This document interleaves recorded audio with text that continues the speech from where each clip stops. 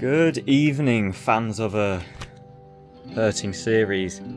It's going to be a long year until this graphic novel is released, so let's try and fill the void of this troubled time.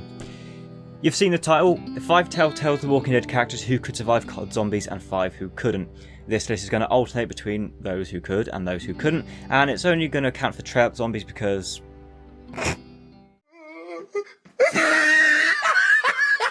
you get the point.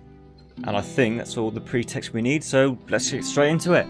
Going for those on the good side first, at number 5 we have Kenny. Obviously it goes without saying in terms of the Walking Dead game, he's a good survivor. I mean, the only way he can die at all in the 3 seasons we saw him in is by Clementine's hand, so that's pretty good. But all of that means nothing in comparison to his greatest attribute, and no, it's not his powerful stash. It's his luck. It is pure filth. I mean, we heard it from him firsthand. Long story short, I got lucky. Real lucky. I think he means more of a miracle. Take that building in Savannah for example. You know this is what his screen would have looked like if he was actually playing COD Zombies.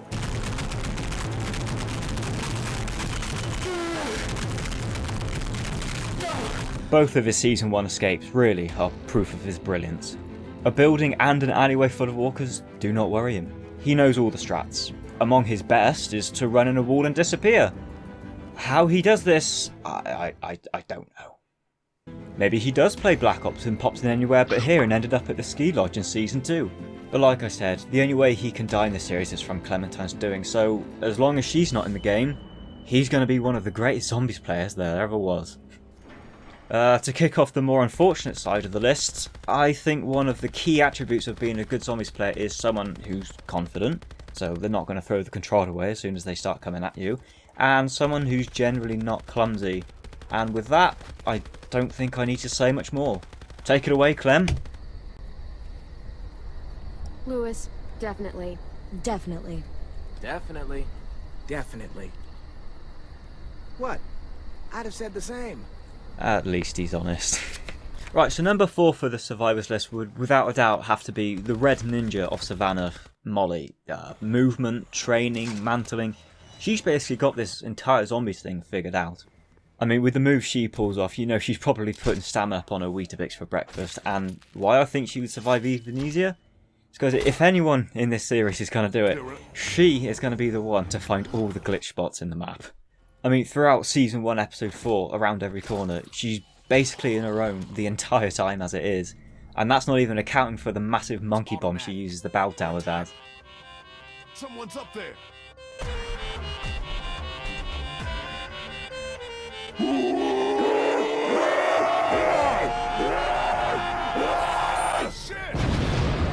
Overall, she's a cheater, and when she's not cheating, she's insane anyway. So she definitely deserves a good spot.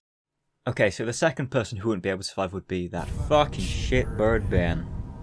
Possibly the dumbest character, intentionally or not, in the entire game. The only reason he's not worst of the worst of this list is because he's just great at running away. No, man, help her!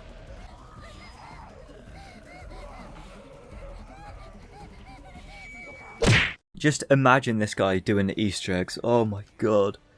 If by some miraculous event he has a team good enough to carry him through one of these things, he is the type of guy to still help the Shadow Man after he's betrayed you on Shadows of Evil, and he probably wouldn't even realise. It was me. I was the one giving the Shadow Man your points. What? You got a favourite door to keep close to train by it? Who's opened it? You got one to camp by? He's accidentally held X. I would not trust this guy to operate the game's power switch without somehow turning off the power to his own home. Moving on to a lighter note. Our next best player you could probably guess if you already know me. It's Randall from the Michonne series. But seriously, I don't know what juggernog this guy is drinking because he would never, ever go down. So I found a list of everything that can happen to Randall in just the 3 episodes he appears in the Michonne series. Here we go. Randall can get his arm fucked up or his face smashed into a table, or alternatively get his leg busted with a lead pipe, kicked in the face, then smashed across the face with the same pipe again if you attack Norma in episode 2, punch multiple times, take a shovel to the face, get his face repeatedly slammed into a workbench, have his hands completely crushed in a vice, get cracked across their head with a wrench, fight through an entire horde of zombies that you had to sneak through, get repeatedly kicked in the ribs, punch some more, and get shot in the leg, and he'll still keep talking shit and trying to kill you. Sure enough, Randall would be able to survive COD Zombies because I'm pretty sure he's hacking at this point. Okay, so moving over to number 3 of the non-survivors, I'm pretty sure a lot of people wouldn't even remember this guy's name. Imagine you have Ben, okay? You have Ben with all his clumsiness and all his stupidity, and you multiply that by 10. What you get is Travis, a guy so bad, he doesn't even make it out alive in the first scene he appears in. This is the guy who is not used to playing on the sticks. The amount of space he has to run away with in his death scene is astronomical. All that space to run and he still goes down. At least Ben could move. What's going to happen with Travis in COD is he's going to pick a corner and he's going to stick to it the entire game. But like Ben, he also has a reason for why he's not worst of the worst. It's because his dad is Special Forces. I know what I'm doing. For the next person we're swapping the list to, I could probably just say their name and you know which side they fit into. We have the protagonist of Season 2 and 4, Clementine, and need I say any more than 2 words. Plot, armor. Yes, obviously, like Kenny, she's a capable survivor in her own right in the games, and those skills, like others, would come in handy. But what we're dealing with here is a force in its own category. Look at it from this way. The end of Season 4 is a lot like Black Ops 2's game mode Grief. It's the Delta on one side and Ericsson's on the other. Let's say Clementine has died. She's gone, dead, spectating, whatever you want to call it. She cannot come back at the moment. But her plot armor is so strong, she'd managed to get Treyarch to go back to their 2012 development kits and program in the Phoenix Up Gobblegum, and boom, she's right back in. Nothing to worry about. Okay, so number 2 on the non-survivors list is a little bit different. It's 10.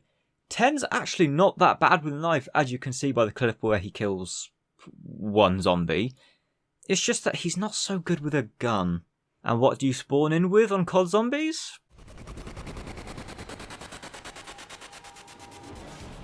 I give him round 4 at most.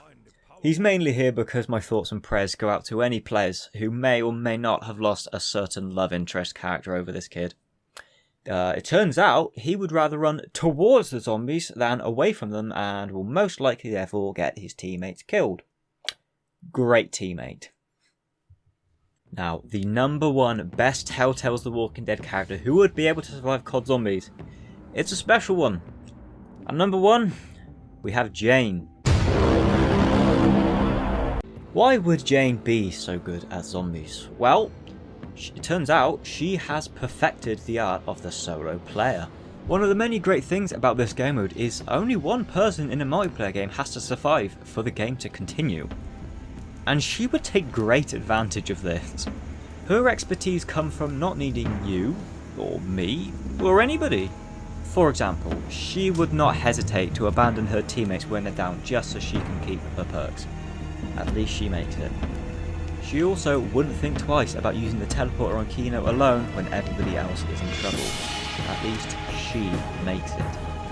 And worst of all, she would force you to play the Blood of the Dead Easter egg because she knows how to get rid of people. At least she makes it. Right? So yeah, Jane is the definition of a lone wolf, and you can bet your points tally she would never ever buy the first door for anybody. Which is why she may be one of the greatest characters to ever survive Call of Duty Zombies. And for the top spot on the other side, it would probably be something stupid like Willy because he'd be too busy flipping himself off in Buried. Tits. Flip, flip, flip, flip. Flip, flip, flip. And with that we have a completed list. It kind of seems like both of these series are down in the dumps lately, so why not combine them? As always, thank you so much for watching, I hope you enjoyed it, and I'll see you next time. Take care, guys.